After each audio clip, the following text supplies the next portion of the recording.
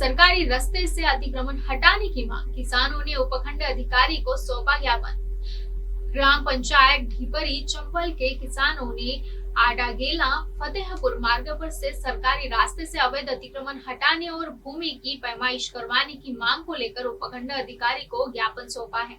अखिल भारतीय किसान सभा के नेतृत्व में दिए गए इस ज्ञापन में ग्रामीणों ने बताया कि खसरा नंबर 271 पर स्थित पुराना सरकारी रास्ता कुछ रसूखदार लोगों द्वारा बाधित कर दिया गया है। बुवाई का सीजन शुरू होने वाला है, लेकिन रास्ता बंद होने से किसान अपने खेतों तक ट्रैक्टर ट्रॉली बीज और खाद नहीं ले जा पा रहे। रास्ते को लेकर ग्रामीणों और अतिक्रमणकारियों के बीच लगातार तनाव बना हुआ है, जिससे कानून व्यवस्था बिगड़ने का अंदेशा है। यदि समय रहते रास्ता नहीं खुला तो दर्जनों किसानों की सैकड़ों बीघा भूमि इस सीजन में बंजर या खाली रह सकती है। किसानों का कहना है कि इस संबंध में पहले भी शिकायतें की गई थी, लेकिन अब तक कोई भी स्थायी समाधान नहीं मिला है। ग्रामीणों ने प्रशासन से जल्द पैमाइश करवाकर रास्ता बहाल करने की अपील की है।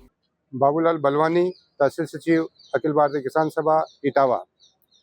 साथियों, बहुत लंबे समय से हमारी मांग चल रही है और ये राज्य सरकार का भी एजेंडा है कि खेतों में पहुंचने के लिए किसानों को पर्याप्त रास्ता होना चाहिए।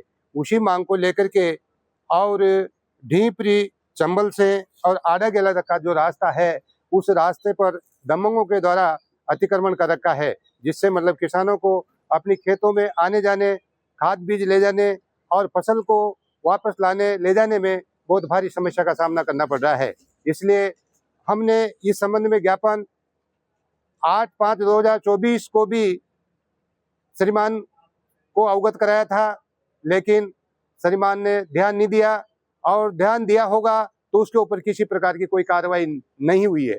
तो हम बाध्य होकर के, मजबूर होकर के हम पुनः एसडीएम साहब को अवगत कराना चाहते हैं, ध्यान आकर्षित करना चाहते हैं कि जो किसानों की समस्याएं हैं, ढीपली चंबल से और आडागेला तक का जो रास्ता अवरुद्ध हो रहा है, जिसके ऊपर अतिक्रमण कर रखा है, उस अतिक्रमण को हटाने के लिए हम गुजारिश करते हैं कि मतलब उनका रास्ते का अतिक्रमण हटाया जाए। अतिक्रमण हटा करके और किसानों को रास्ते की से संबंधित जो समस्या है उसे राहत प्रदान करने के लिए कष्ट करें। कोटा से रिपोर्टर प्रशाश मीना।